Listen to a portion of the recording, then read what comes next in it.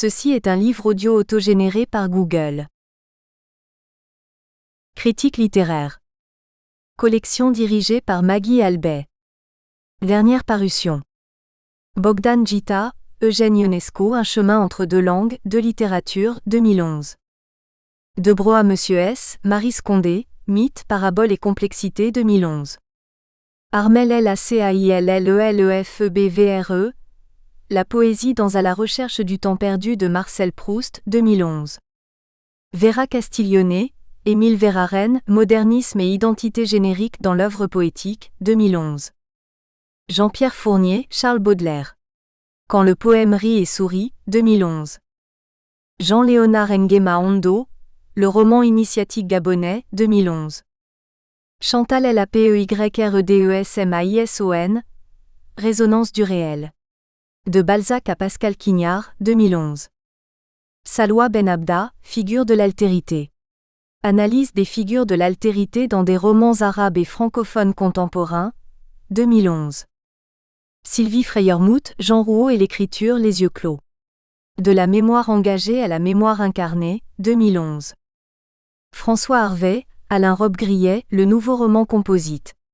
Intergénéricité et intermédialité, 2011. Brigitte Foulon, La poésie andalouse du XIe siècle. Voir et décrire le paysage, 2011. Jean-Joseph Horvat, La famille et Dieu dans l'œuvre romanesque et théâtrale de Jean Giraudoux, 2011. Eking Liu, André Malraux. De l'imaginaire de l'art à l'imaginaire de l'écriture, 2011. Fabrice Schurman, Michel de Gelderode. Un tragique de l'identité, 2011. Connie Oyi-Kwong, Du langage au silence, 2011. 5 Bragard et S. Ravi sous la direction de Écriture mauricienne au féminin, Penser l'altérité, 2011. Introduction. On pourra se demander ce qui motive un livre sur le postmodernisme littéraire en Afrique. Tout est dans ce titre. Si sur le postmodernisme, on a beaucoup écrit ailleurs, cette floraison n'a pas donné une unanimité indiscutable, de sorte que ce qui caractérise le postmoderne, c'est plus la difficulté de cerner ses contours paradigmatiques que sa réduction à une formule comme l'incrédulité à l'égard des métarécits. Le succès de cette thèse de Lyotard est peut-être dû au fait qu'elle entre dans un processus métaphorique fécond qui permet de cristalliser une crise sociale profonde et qu'elle se diffuse à des champs aussi variés que l'architecture, la littérature, la peinture, la musique, les sciences humaines et même la religion. Synthétiquement, on peut définir ainsi le postmodernisme comme une crise des valeurs liées aux limites de la raison, de la science, de l'esprit et par extension, des symboles de la représentation comme l'image du père, du patriarche, l'image du mythe, mais aussi les valeurs comme la famille, le mariage. Une telle approche est bien sommative au regard des nombreuses nuances données çà et là par la critique.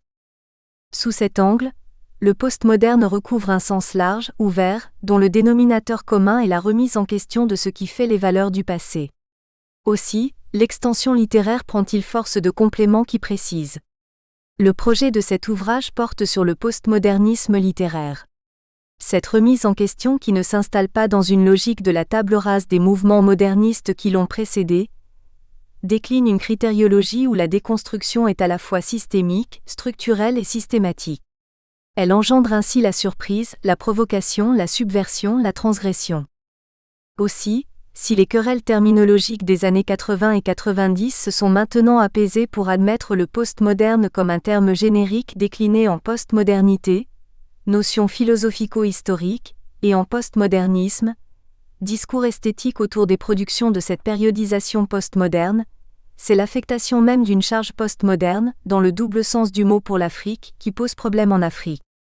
Ainsi des sociologues, dont André Hakoun, ont répudié la validité de la notion de postmodernité pour l'Afrique.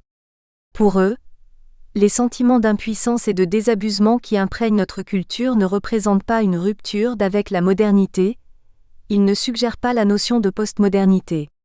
Ils seraient simplement un avatar de celle-ci, Une telle argumentation qui laisse entendre que l'Afrique est encore dans la modernité, peut être renforcée par le fait que le projet initial de Lyotard s'intéressait aux sociétés avancées et post-industrielles. En littérature en 1986, dans une excellente étude, Léo Achouk III, donnait un panorama de la littérature postmoderne qui embrasse les littératures européennes, nord-américaines, canadiennes, latino-américaines, oubliant la littérature africaine. En 1994, le volume numéro 27 des études littéraires 4, entièrement consacré à la problématique postmoderne, renforçait une analyse sur les poésies des Amériques, ethos des Europes 5. De fait, une abondante littérature existe qui analyse le courant du postmodernisme dans le giron occidental. Et le constat est une exclusion, un oubli de l'Afrique noire du débat qui se déroule alors que Marc Contarcis lit l'éclosion d'une écriture postmoderne du Maghreb notamment dans le roman marocain.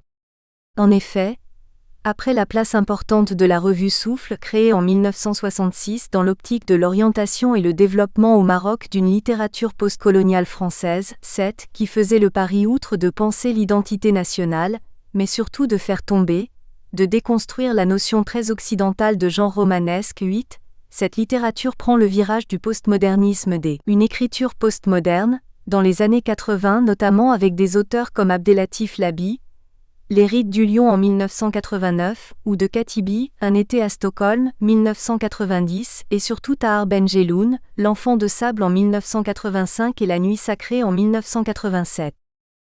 Plus sereinement, l'Afrique est rangée du côté de la post-colonialité ou du postcolonialisme.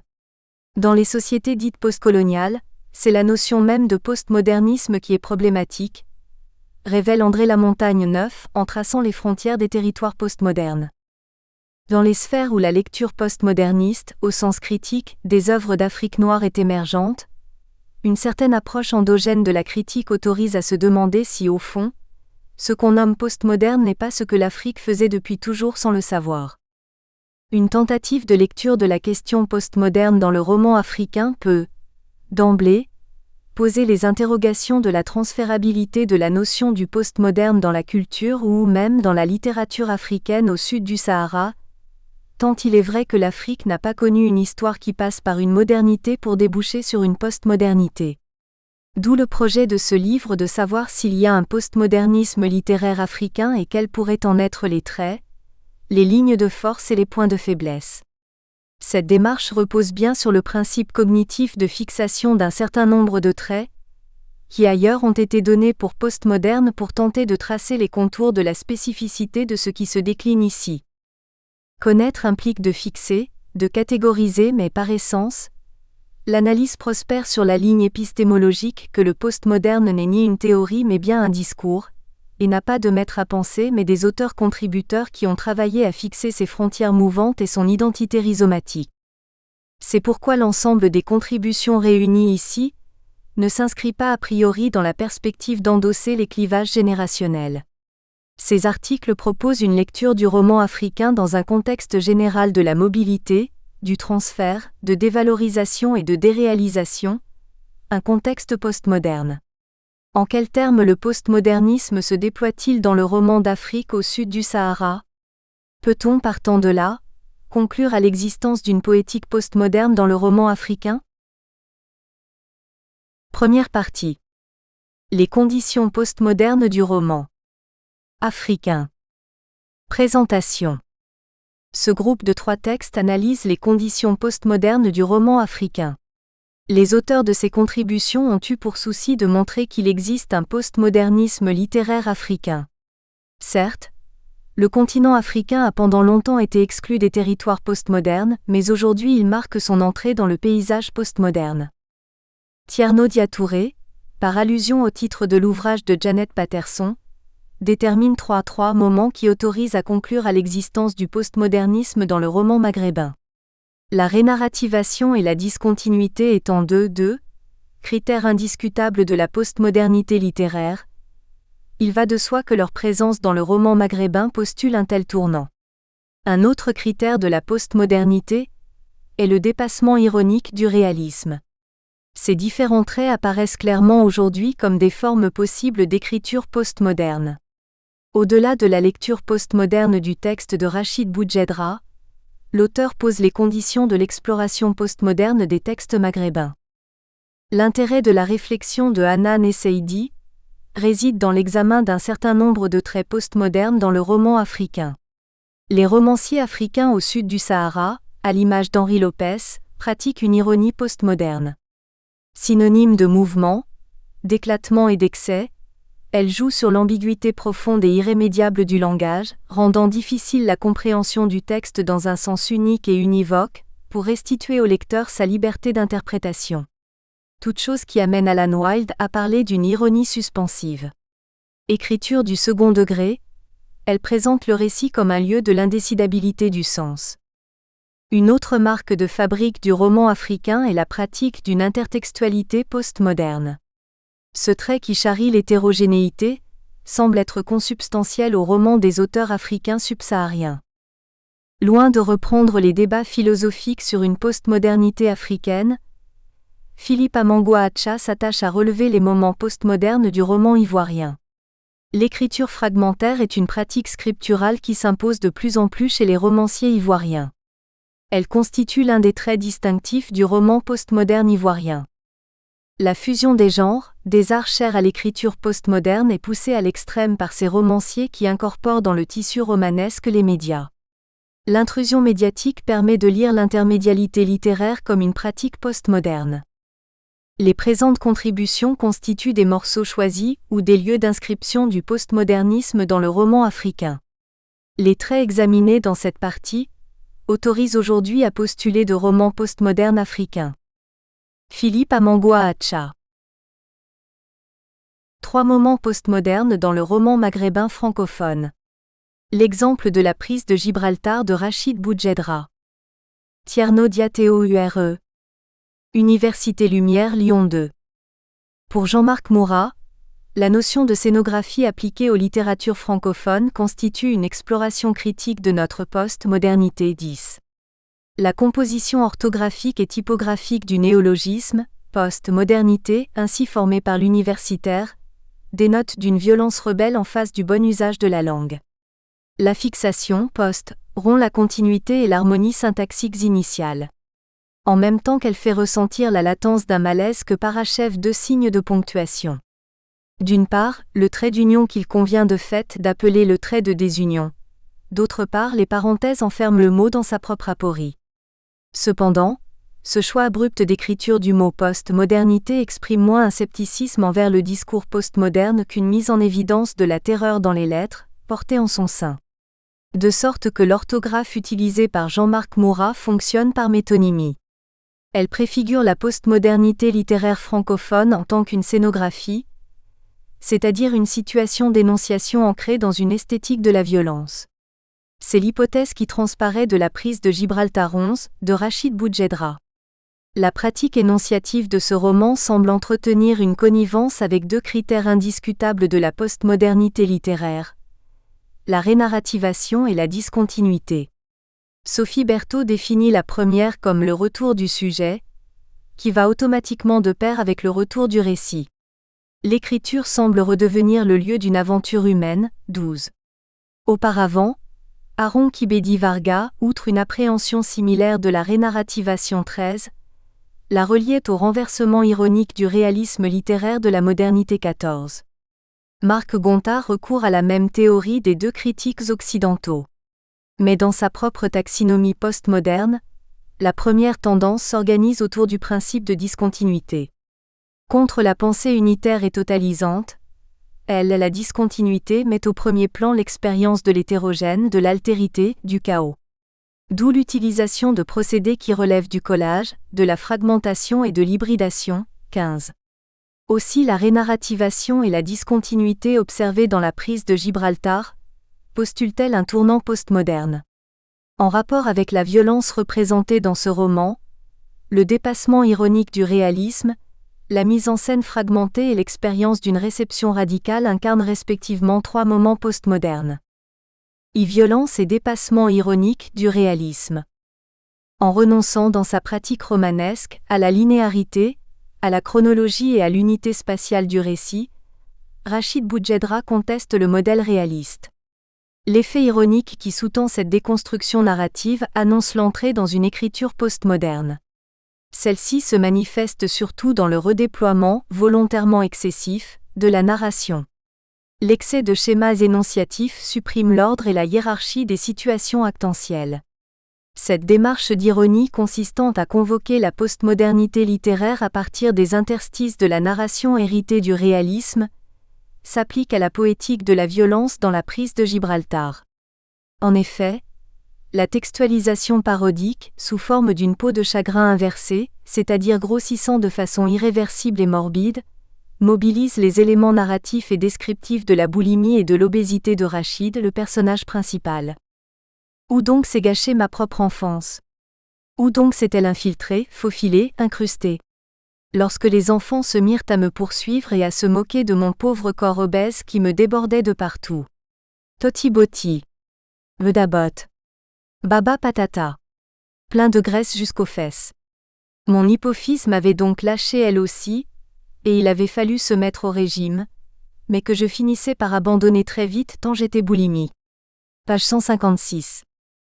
Quand par le biais de la redondance et de la récurrence des énumérations, des datations historiques ou des estimations précises sur la base de chiffres, la parodie aiguise la fin du récit menacé par un trop-plein 16, elle en déguise la fin en démultipliant en son sein des micro-récits autonomes et circulaires. Ces micro-récits s'agrègent en schémas arborescents ou en treillis 17, d'où naît un hypertexte 18. Chez Boudjedra, l'hypertexte procède moins d'une dérivation palimpsestique que d'une ramification narrative, semblable au rhizome 19. Le paradoxe hypertextuel réside ainsi dans la faillite générée par l'embonpoint de ces descriptions physiques, morales, psychologiques et circonstancielles. La tentation dévorante d'un tel excès narratif produit l'effet inverse de ce qu'on peut en attendre. Elle génère de l'incertitude. Pourquoi donc cette différence quelque peu saugrenue, surtout que l'on sait que l'on est à la veille d'une bataille qui va changer la face de l'Europe? Un degré peut-être que les deux officiers manquants avaient été désarçonnés par leur monture, et qu'ils se trouvaient par terre, parce que trop nerveux eux-mêmes devant Sic, l'ampleur de la responsabilité qui les attendait et qui se concrétisait dans la volonté de la conquête de l'Europe entière en commençant par l'Andalousie. 2 degrés peut-être que les 2 cavaliers avaient été tués au cours de la traversée du détroit, et que les chevaux avaient continué à avancer avec les officiers, d'une façon automatique ou instinctive, ou sous l'effet d'un réflexe conditionné. 3 degrés peut-être aussi que les 2 cavaliers étaient victimes des illusions d'optique qui faussent tout regard, à cause de certaines lois physiques incontournables. 4 degrés peut-être, pp 84 à 85. De ce fait, le dépassement ironique du réalisme littéraire, par le biais notamment d'un hypertexte, fonctionne comme un premier jalon postmoderne. Une deuxième mutation esthétique renvoie, dans la prise de Gibraltar, à l'écriture discontinue. De mise en scène de la violence et discontinuité. La composition hétérogène de la prise de Gibraltar sollicite divers modes d'expression que la nomenclature des genres littéraires distingue. Les tropismes, poético-épiques, mythiques et mystiques, associés respectivement à la geste du conquérant arabe Tariq ibn Ziyad, à l'histoire des Arabes et des Berbères, tome 6 d'Ibn Khaldoun et aux sourates retranscrites du Coran, rendent compte d'une dissémination postmoderne. Il y a dès lors, en amont d'une écriture de violence tissée dans une trame narrative, les coups d'une violence préemptée en tant que transgression portée à l'encontre du modèle romanesque générique. Partant, ce roman coïncide avec la tendance à l'hétérogénéité et au pluralisme propre à l'époque postmoderne, 20.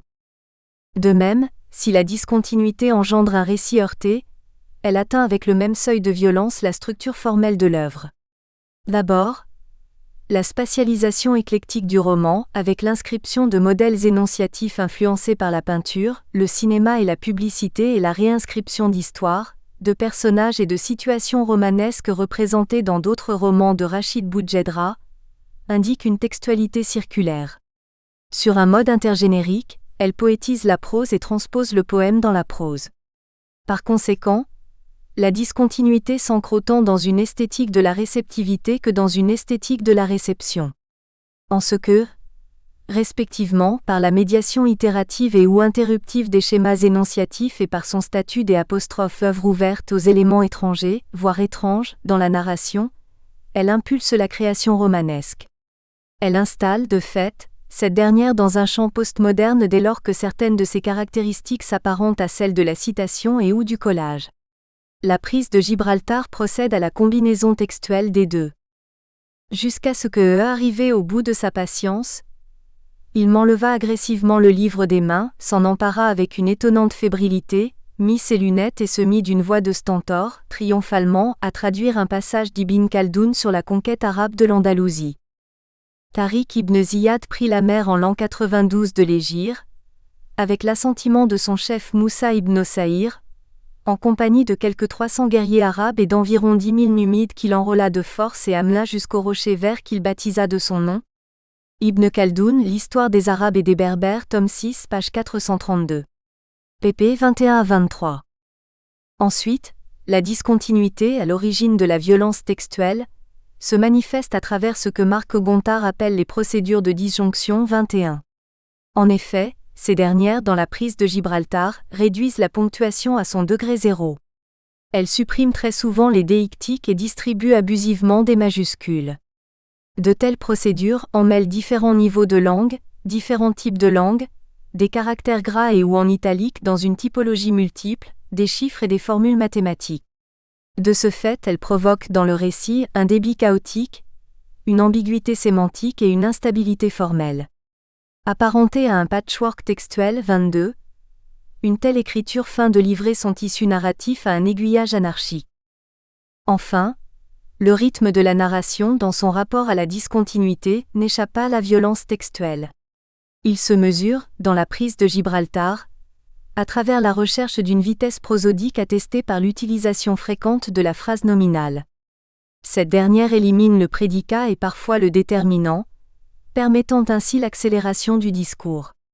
Dès lors, la narration, amputée dans son mécanisme, favorise une fiction du manque et de la vulnérabilité, du fait de la réduction considérable de l'homodiégétisme du narrateur. Accentuée par une pratique répétitive de la syncope et intensifiée par le jeu d'une incohérence propositionnelle dans l'entité de la phrase, le rythme du récit, accéléré par l'usage simultané de la forme pronominale et du participe présent, libère un supplément de relief sémantique. En effet, la connotation de violence s'enferme dans le cloisonnement du mot. Cependant, la dénotation de violence s'inscrit dans le saisissement problématique, incertain et mouvant de l'énoncé phrastique. Solitude nocturne. Explosant au niveau des tempes selon un mouvement perpétuel et arythmique. Comme une sorte de tachycardie très mal placée parce que très voyante. Mouvement perpétuel donc se brisant en 1000 segments. Se diffractant. Se dissolvant. Se reformant à nouveau. Se conglomérant. S'évanouissant. Puis se boursouflant à nouveau. Se dédoublant. Se surchargeant. Selon un rythme halluciné. Fluorescence zébrée d'éclairs fulgurants, violacés bleutés orangés. Les lignes multicolores aussi se dilatant, se tordant, s'absorbant, se dévorant. Sans interruption. Voix répétitive et assourdissante. Page 69. Ainsi, de la discontinuité à l'œuvre dans les structures profondes comme dans celles de surface du texte, émerge une mise en scène postmoderne de l'écriture de violence. Mise en scène qui trouve un prolongement dans l'attrait pour le partage d'une expérience réceptive radicale. 3. Écriture de violence et réception littéraire. En convoquant la peinture d'Al-Wasiti, la prise de Gibraltar cède à la tentation du récit filmique. Celui-ci, d'après André Gardy, renvoie au lieu du texte littéraire où se donnent à voir les êtres et les objets de manière spectaculaire et scénique 23. Mais cette rhétorique de l'image 24, au-delà d'un artefact, cristallise un enjeu relatif à l'esthétique de violence. Tout se passe comme si l'écriture devenait un film d'horreur, déployé sans ménagement devant la rétine du lecteur. Cette représentation diffuse, d'une part, la lenteur insistante de la description des situations de violence. D'autre part, elle feint le mot juste par la pratique de l'impudeur. C'est que les scènes de torture et de massacre renvoient à l'anéantissement de la forme, physique, et du sens, moral sacré de l'homme. Par conséquent, écrire le scénario de son assujettissement à la violence revient à circonscrire la forme et le sens des mots dans un minimalisme terrifiant. Ainsi, c'est de manière vulgaire, c'est-à-dire qui est sans aucune élévation, qui est ordinaire, prosaïque, bas, et de façon obscène, à savoir qui blesse ouvertement la pudeur 25, que l'arbitraire et la cruauté transparaissent. Tandis que l'armée ratissait les montagnes, déplaçait les populations, napalmait les paysans, bombardait les villages, violait les femmes, exécutait sommairement, guillotinait à tour de bras. C'est ainsi qu'elle fit un jour une descente dans notre maison. Page 184. La narration directe de la violence s'inscrit ici dans une perspective postmoderne en ce qu'elle propose une réception du roman par le prisme d'une intensité dramatique. Dès lors, l'enjeu narratif de ce dernier consiste moins à reproduire la scène de violence qu'à saisir ce qui fait son événement-avènement. La prise de Gibraltar tire de ces scénographies meurtrières la singularité d'une expérience réceptive dont la radicalité s'inscrit dans un dépassement des schémas narratifs de l'écriture de violence. Cette réduction de l'influence de la narration moderne trouve son terme d'abord dans la dérivation progressive du jeu de l'autobiographie vers le tu et ou le nous de l'autofiction. En effet, l'usage des deux derniers pronoms personnels introduit un fils illégitime et irrespectueux 26, le lecteur. Celui-ci invente sa place dans la fiction à partir d'une réflexivité rendue possible par l'interactivité de la lecture. Je dis, est-ce que tu en as d'autres ? Il dit, je les ai tous. Toute la collection de la dépêche de Constantine du début à la fin de la guerre, j'en lis un chaque jour. Je dis, ainsi tu as poursuivi ta guerre à toi. Il dit, oui en quelque sorte comme tu vois. À nouveau nous gardâmes le silence, page 206. Enfin, en érigeant les interjections, les exclamations et les cris de violence en une catégorie discursive où s'épanche un champ lexical et sémantique du sang, la prise de Gibraltar renonce à une narration élaborée. Aussi les arguments directs et agressifs d'un tel matériau brut et les effets performatifs courts, circuitent-ils l'énonciation, notamment son pouvoir de métaphore 27. Parce que l'audition et la vision de la torture ne laissent pas le lecteur indemne, c'est autour de la distance fictionnelle auteur-lecteur et ou narrateur-narrateur que se noue la radicalité de l'expérience littéraire du fait de violence. Analysant l'impact de la dite distance fictionnelle, Nathalie Briand-Ranou insiste sur l'individualité de l'expérience, le bilan étant toujours unique, hétéroclite et inachevé, 28. Ainsi, dans ce roman, l'appréhension de la question de la réception littéraire, en tant qu'elle s'inscrit comme élément de narration, passe par une accessibilité énonciative, recours au langage, une immixtion narrative du lecteur, recours au pronom personnel nous, et finalement par une littérarité du discours des affects, cris, interjections et autres expressions de la douleur. Cette perspective aboutit à une pratique métatextuelle dont la postmodernité s'affirme, au-delà d'un dialogisme qui se résumerait à convoquer l'intelligence intertextuelle du lecteur, suivant ce qu'Arthur Danto appelle la transfiguration du banal. En effet, ce dernier écrit « L'œuvre doit toujours être complétée par le spectateur. Nous lisons comme nous regardons parce que nous interprétons comme nous voyons.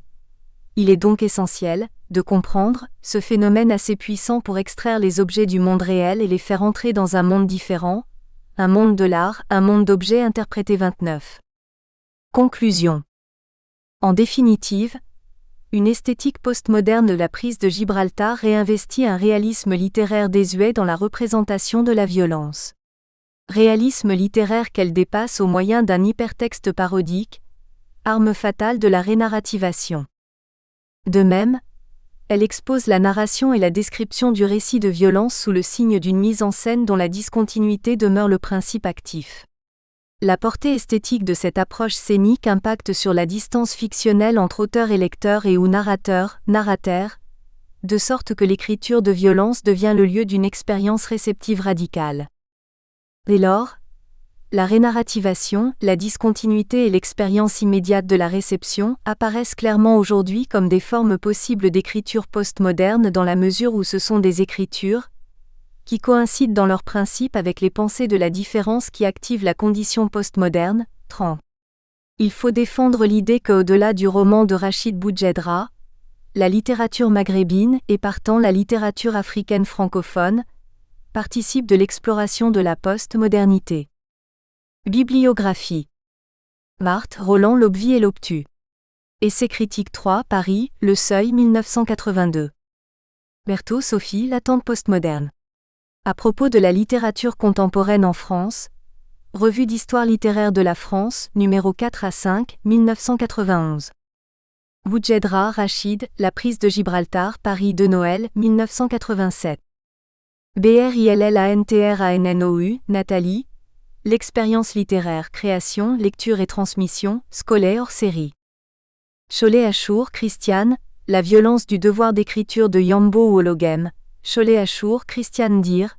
État et effet de la violence, Université de Cergy-Pontoise, Centre de recherche texte histoire 2005. Danto, Arthur, La transfiguration du banal. Une philosophie de l'art, Paris, Le Seuil 1981. Deleuze, Gilles et Guattari, Félix, 1000 plateaux, Capitalisme et schizophrénie, Paris, édition de Minuit 1980. Gardy, André, Le récit filmique, Paris, Hachette supérieure 1993. Genette, Gérard, Palimpseste. La littérature au second degré, Paris, Le Seuil, Coll. Poétique, 1982. Gontard, Marc, Écriture du discontinu en contexte postmoderne. Collages et fragments chez Michel Butor et Georges Perros. Annales de l'Université de Craiova, Langue et littérature romane en 11, NR 1 2007. Gontard, Marc, La violence du texte. La littérature marocaine de langue française, Paris, L'Harmattan 1981. Gontard, Marc, Le roman français postmoderne. Une écriture turbulente, en ligne, archive ouverte en sciences de l'homme et de la société. Plus petit que URL, http://alch.ccs.fr/doc/02/96/96/66/PDF. GUIBETLAFAYE. Caroline, Esthétique de la postmodernité. http://www.nosophi.univ-paris1.fr/doc/cgl/art.pdf. KIBEDI, Varga Aron. Le récit postmoderne, littérature numéro 77, 1990. KIBEDI, Varga Aron. Récit et postmodernité, littérature et postmodernité, Amsterdam, Crin numéro 14, 1986. Le Guern, Michel, Métaphore et argumentation, l'argumentation, Lyon, Presse universitaire de Lyon, 1981. Mourat, Jean-Marc, Littérature francophone et théorie postcoloniale, Paris PUF, Lettres francophones, 1999. Smadja, Robert, Faulkner, Absalon et Richard Millet, L'amour des trois sœurs Pial. Angélibert, Jean-Paul et Tran Gerva, Yen Maïdir, La littérature dépliée. Reprise, répétition, réécriture Rennes, Presse universitaire de Rennes, Coll. Interférence, 2008. Toro, Alfonso II. La nouvelle autobiographie postmoderne ou l'impossibilité d'une histoire à la première personne, Rob Grillet, Le miroir qui revient et Dubrovski, Le livre brisé, Toro, Alfonso II et Groenman, Claudia HRSG. Autobiographie revisited. Theory and Praxis Neuer Autobiographischer Discourse in der Französischen, Spanischen and Lateinamerikanischen Literatur, Hildesheim, Zurich, New York, Georg Holm Verlag 2004. Tira, Georges Dire. Postmodernité et écriture narrative dans l'Espagne contemporaine, acte du colloque international, Grenoble, CESO 18 mars 1995, Grenoble, CERHIUS, Université Stendhal, 1996. http://www.larousse.fr/dictionnaire/français. Quelques aspects du postmodernisme littéraire, dans le roman africain subsaharien, francophone, Le pleurer rire d'Henri Lopez. Hanan et Seydi. Université Ibn Zor Agadir, Maroc. Après l'indépendance et au moment où bon nombre de critiques européens et africains prédisent un essoufflement inéluctable de la production littéraire des pays africains, l'on assiste à une révolution radicale du champ littéraire. Les romanciers, issus de cette mouvance, deviennent les porte-drapeaux de toute une génération qui hisse la subversion et le non-respect des canons traditionnels de la littérature au rang de techniques de création romanesque. D'aucuns y voient la conséquence naturelle de l'incidence du contexte littéraire international sur le roman africain qui, comme toute œuvre artistique, est travérée et déterminée par ses relations avec d'autres œuvres, tant sur le plan formel que sur le plan thématique. 31. Ainsi le roman subsaharien francophone issu des années 70 et des années 80 semble souscrire à l'esthétique postmoderne qui marque le champ littéraire occidental de l'époque. Au-delà du phénomène de la simple contamination littéraire 32, subie par les œuvres africaines au contact de leurs homologues européennes, L'adhésion à l'esthétique postmoderne peut s'expliquer également par le potentiel considérable de subversion et de transgression des conventions et des convenances qu'elle met en avant. C'est que par son impertinence et sa propension à tout relativiser et à tout remettre en question, l'écriture postmoderne porte en elle la promesse d'une plus grande liberté créatrice qui semble propice à la contestation, non seulement d'une situation sociopolitique généralement chaotique dans la majeure partie des pays africains fraîchement indépendants, mais également des censures et des contraintes susceptibles d'entraver la liberté de parole et d'imagination chez l'écrivain. Cependant, avant d'évoquer les manifestations formelles du postmodernisme dans le Pleurer rire 33, il importe de déterminer notre acception du postmodernisme littéraire. Selon ce qu'en dit Patterson, suivant la pensée du philosophe Jean-François Lyotard, on peut affirmer qu'une pratique littéraire est postmoderne lorsqu'elle remet en question au niveau de la forme et du contenu, les notions d'unité, d'homogénéité et d'harmonie 34. Ce qui ressort généralement de la littérature tissée autour de cette question, c'est que le récit postmoderne se caractérise par le rejet, la subversion et l'interrogation des codes traditionnels de la création romanesque. Le Pleurer rire opère de nombreuses ruptures avec la structure classique du roman, ce qui lui confère une facture postmoderne dont les principaux traits caractéristiques seront développés ici. Un ironie postmoderne ou postmodernisme ironique ?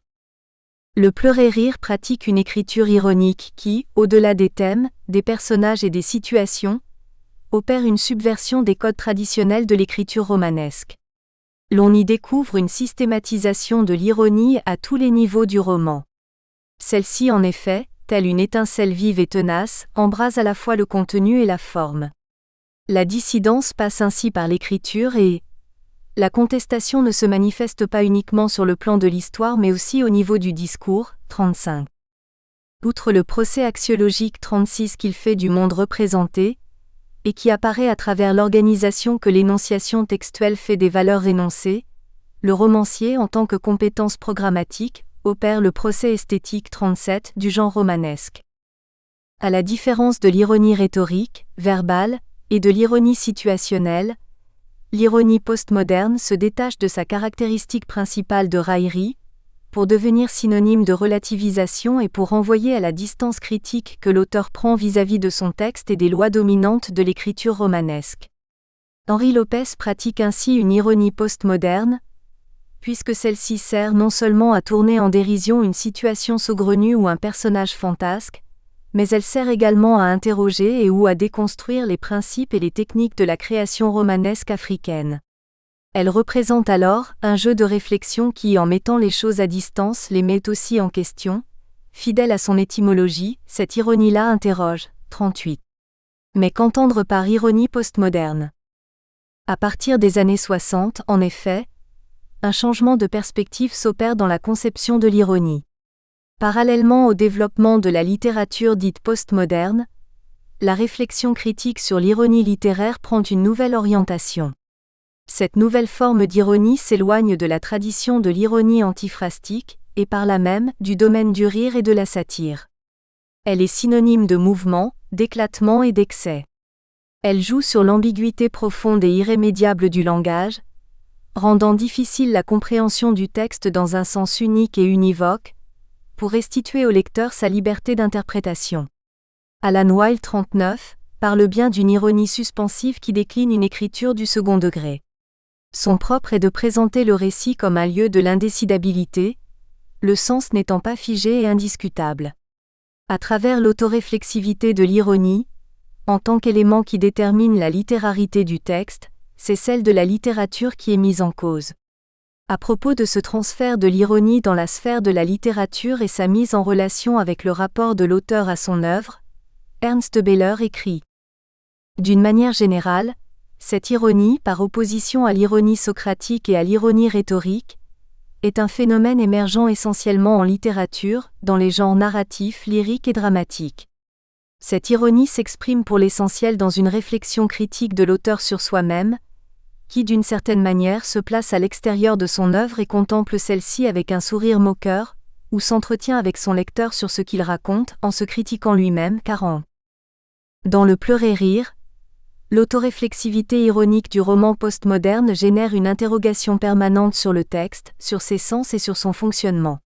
Elle transparaît à travers des procédés caractéristiques du postmodernisme, puisqu'il favorise le questionnement du statut du texte et de l'écrivain. 2. Le rejet de la narration linéaire. L'un des premiers aspects novateurs de l'écriture romanesque chez Lopez réside dans le refus de la narration linéaire et par conséquent, l'éclatement de l'intrigue en une myriade de micro-intrigues. Le roman déroge à la loi du récit unifié et homogène, ayant toujours prévalu dans les romans classiques 41. Il en résulte un éclatement kaléidoscopique de la réalité représentée, qui du coup, se trouve fragmentée en une multitude d'unités narratives. Chez Henri Lopez, la composition du récit est d'une grande complexité au niveau de l'organisation de la narration. Autour de l'intrigue centrale, chargée de raconter l'histoire du pouvoir de Bwakamabe Nasakade, gravite une constellation triptyque de récits secondaires. Le récit se donne à lire comme une superposition de 3 histoires reliées entre elles par la figure du narrateur. Le premier récit rapporte les aventures du maître d'hôtel, narrateur homodiégétique du récit. S'y trouvent confinés en vrac les souvenirs et le témoignage du personnage relatif au dictateur, ainsi que les histoires salaces de ses nombreuses liaisons amoureuses. La deuxième histoire raconte le parcours du capitaine Yabaka, l'opposant au régime qui sera exécuté à la fin du récit. Et enfin, la dernière histoire dresse le portrait de Tia et expose ses pensées ainsi que ses rencontres avec les jeunes intellectuels désireux de mettre fin à la dictature. Aux multiples intrigues, qui constituent la trame du récit, s'ajoutent les variations typographiques qui viennent accentuer l'embrouillamini installé par le va-et-vient constant entre les histoires. Sont racontés en caractères romains ordinaires, les récits de la dictature et des amours du narrateur. Les italiques sont en revanche consacrés aux récits d'amour divertissants avec Madame Berger, ainsi qu'aux commentaires métatextuels du narrateur-écrivain ou de son ami l'ancien directeur de cabinet, en tant qu'instance critique chargée d'évaluer la valeur esthétique du manuscrit. Une telle démultiplication narrative suscite une impression de désordre et de discontinuité pour le lecteur, habitué à suivre la trame linéaire et unifiée des événements. La désorientation provoquée par la multiplication des intrigues se trouve décuplée par l'inquiétante étrangeté des personnages principaux. 3. L'ambivalence axiologique des personnages. L'une des manifestations de l'ironie postmoderne tient à la mise en scène de personnages axiologiquement ambivalents. Le lecteur est alors embarrassé par la nature ambiguë des personnages à mi-chemin, entre le bien et le mal. Ils marquent leur rupture avec le cloisonnement manichéen classique des personnages dans les 2 catégories antinomiques, distinguant les bons d'un côté et les mauvais de l'autre. Désormais, chaque personnage porte dans son fort intérieur les principes de la fragmentation et de l'hétérogénéité qui fondent le discours de l'esthétique postmoderne. Dans Le Pleurer rire, le narrateur chargé, en sa qualité de témoin rapproché de Bwakamabe, de rapporter les scandales inhérents au pouvoir, les bévues de la bourgeoisie politique gravitant autour du président ainsi que les discussions entre les membres de l'élite intellectuelle du pays, est un être ambivalent. Il feint la naïveté et refuse de prendre clairement position vis-à-vis du régime. Moi j'écoutais et me contentais d'un hochement de tête, comme un nègre modeste qui fait son éducation, ce qui d'ailleurs n'était pas seulement une tactique mais une attitude profonde et sincère totalement conforme à ma nature. Page 31. Il passe une bonne partie de son temps à courtiser les femmes mariées, dont notamment Mamireille, la favorite de Bwakamabe Nasakade ainsi que Soukali, l'épouse d'un haut dignitaire. Il abonde dans la description, avec force détails croustillants, de ses aventures en dehors du lit conjugal. Il va jusqu'à défendre la tradition de la polygamie, et n'hésite pas à pourfendre la jalousie et les serments de fidélité. 4. La subversion de la référentialité spatiale. Le récit ne se contente pas de brouiller le profil de ses personnages, mais il opère également un brouillage spatial, qui rend difficile l'ancrage de l'intrigue dans un cadre identifiable. Il se soucie peu de fournir des repères spatiaux au lecteur. Il adopte un parti pris qui rejette la référentialité exacte, en tant que principe de base sous-tendant le réalisme classique des premiers romans africains. Chez Henri Lopez, La subversion de la référentialité spatiale finit par engendrer une atmosphère insolite qui fait perdre au lecteur toutes les balises de lecture et d'appréhension de la réalité mise en scène. L'auteur abandonne, le toponyme singularisant au profit d'une désignation générique que seul l'article défini et la majuscule tentent à constituer en objet unique, 42, voire en nom propre de lieu, le pays. Ah oui, le pays, le pays, le pays, le pays, quel pays ? Quelque part sur ce continent bien sûr.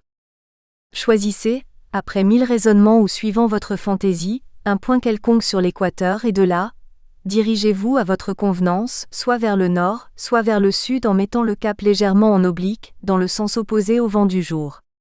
Votre appareil alors, après avoir subi les trous d'air et vaincu les tornades, finira au bout d'un certain temps par apercevoir la capitale du pays, page 51.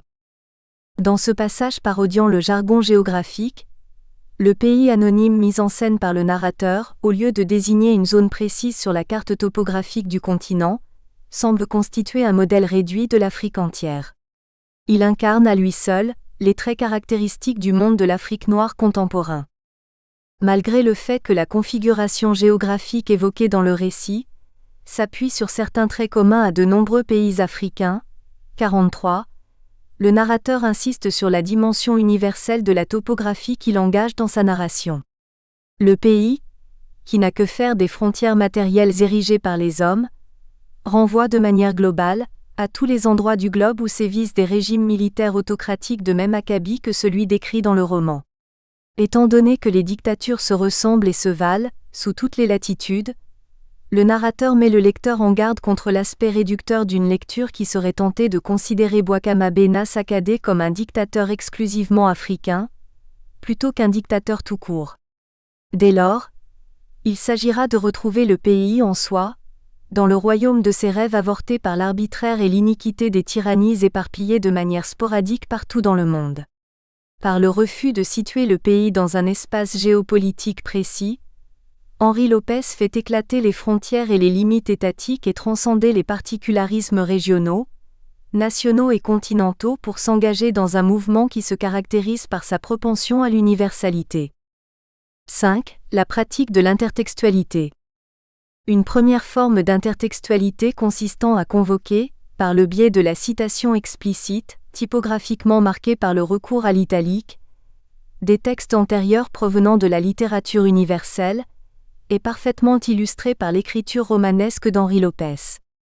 Ainsi, pour réagir aux reproches faits par le jeune compatriote ancien directeur de cabinet du dictateur, qui au nom de la pudeur révolutionnaire fustige la littérature érotico-pornographique contenue dans son manuscrit, le narrateur-écrivain fait appel à la voix oubliée du bonhomme de Diderot, et cite un long passage de Jacques le Fataliste, page 254. Pour le narrateur critique, cet extrait apparaît comme un prétexte pour expliciter sa propre démarche scripturaire. En d'autres termes, l'intertexte agit comme une légitimation des options esthétiques du héros-narrateur. Ce recours permet de repréciser le rapport du narrateur avec tout lecteur de son récit 44.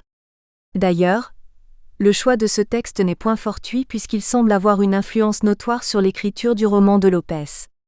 En effet, les deux romans présentent un degré de ressemblance aisément décelable, absence de date, absence d'une intrigue centrale, multiplicité des récits annexes gravitant autour du récit central, rapport métafictionnel du narrateur à son récit, polyphonie, le rapport maître-valet versus dictateur-maître d'hôtel. Si mon ouvrage est bon, il vous fera plaisir, s'il est mauvais, il ne fera point de mal. Plus de livres plus innocents qu'un mauvais livre. Je m'amuse à écrire sous des noms empruntés les sottises que vous faites. Vos sottises me font rire, mon écrit vous donne de l'humeur. Lecteur, à vous de parler franchement, je trouve que le plus méchant de nous deux, ce n'est pas moi. Nous espérons que vous avez apprécié cet aperçu. Pour continuer à écouter ce livre audio sur Google Play Livres, utilisez le lien dans la description de la vidéo.